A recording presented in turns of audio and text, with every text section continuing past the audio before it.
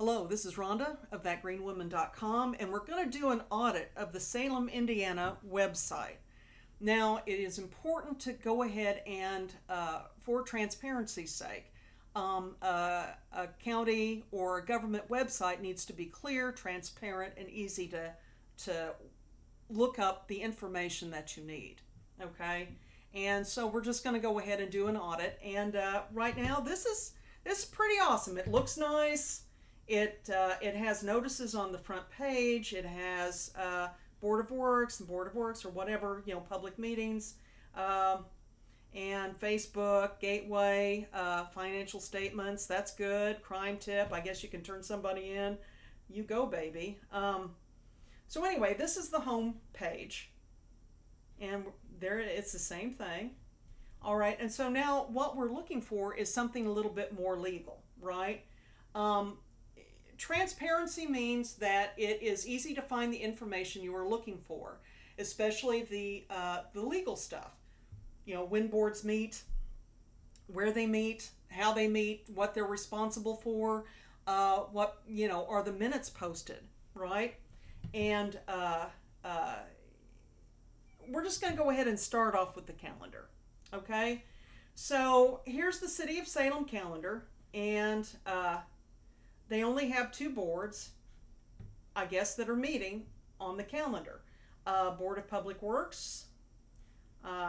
In the Salem, there's a little map. That's cool. All right, everybody kind of knows where it's at. And the Salem, come on now, the City Council, right? And we just got through with one of those meetings.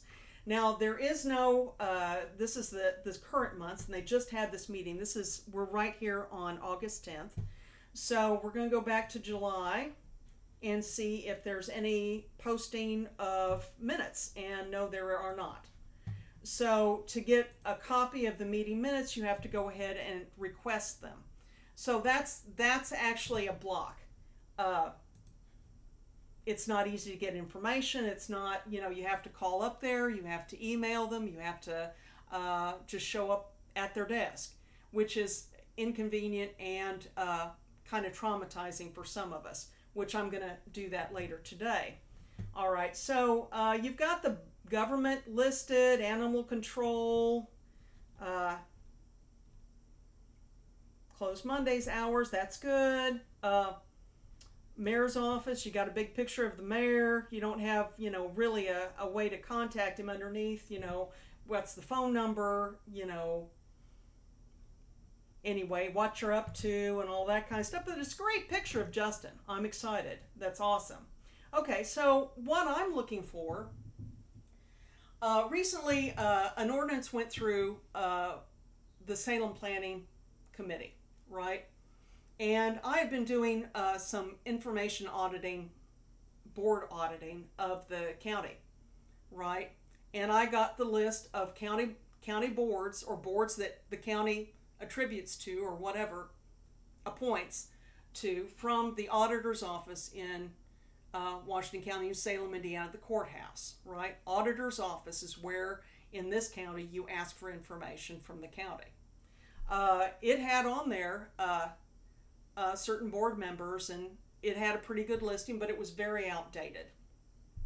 And since there was an ordinance that went through that had elements of it. Now I haven't read it. I'm just going to say I haven't read it yet.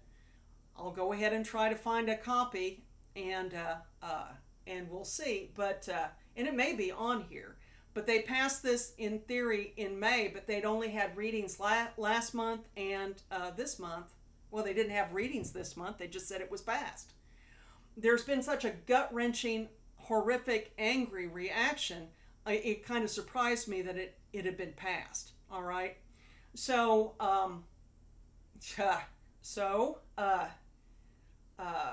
just like with the county planning commission or zoning board, I went ahead and we're going to go ahead and look and see what information is listed on this board, the Salem Planning Commission.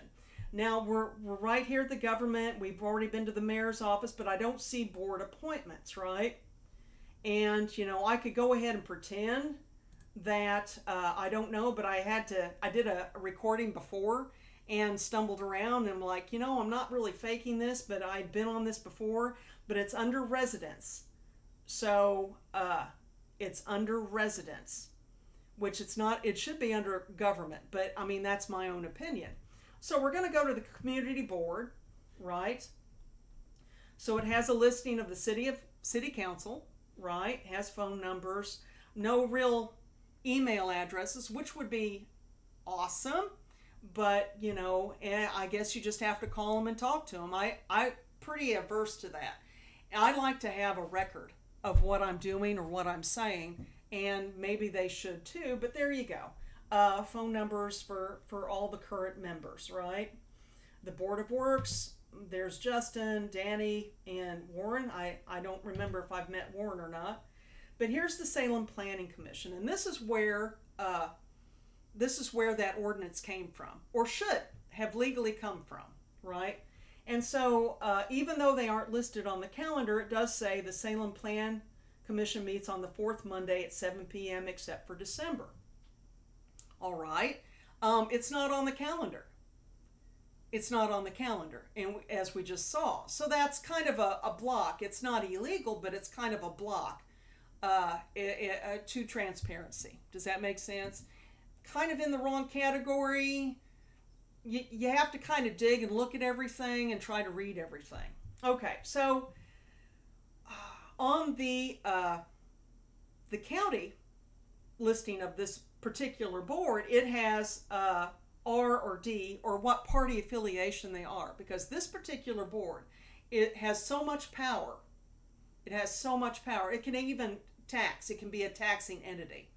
And so this board has to be mixed up of no more than 3 of the same party member, right?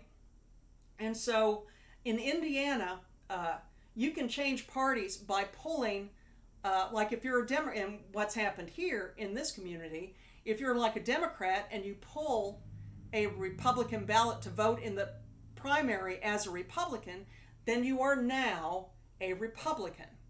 And so a lot of Democrats, the Combs, Chastain, Bowers, have actually pulled Republican ballots to vote for their candidate that used to be Democrat and ran in the primary as a Republican so that they could beat out the real Republican candidates, right? So we don't really have a Republican Party anymore. We have Republicrats, just saying. But anyway, so on the commissioner listing, Trent Nichols has reported himself to be a Democrat, and he is actually a Republican, as per the voting record. The last time he voted in a primary, he voted as a Republican, so thus he is a Republican and not a Democrat. Leslie Hessel has reported correctly that she is a Republican, and she's always voted Republican, but Leslie, God bless her little heart, doesn't live within the 2-mile zone, right? She has property all over the county, but she does not live within the 2-mile zone of Salem, which is legitimately why the county commissioners can appoint them, right? So just on first blush, these two are illegal members. Now, if these members have voted on and created this ordinance that has the chip paint, then and voted as an illegal board, then the ordinance really shouldn't be legal, right? That's what I'm going to try to argue and find out today. I'm going to go ahead and send this information off as far as I can, but if the ordinance is not legal, then they need to throw it out and start again and make sure that the public has input into it. Because right now, it's probably an illegal ordinance. And when is what's going to happen. When Salem tries to enforce this, anyone that is victimized by this illegal ordinance can actually sue the city. So that leaves the city open for lawsuits. I mean, it leaves them open for lawsuits. And that's a waste of taxpayer money. This should be done correctly and upfront. But we're just going to bring this around. I haven't checked out the rest of these members. Does that make sense? and I will later today, but I know for sure that these two are illegal members and they were appointed by the Washington County Commissioners. So that needs to be added, their political affiliation, so that it can be, scrutinized. All right. So there's my little blurb on the audit of the Salem website. And this is Rhonda of thatgreenwoman.com. So thank you very much.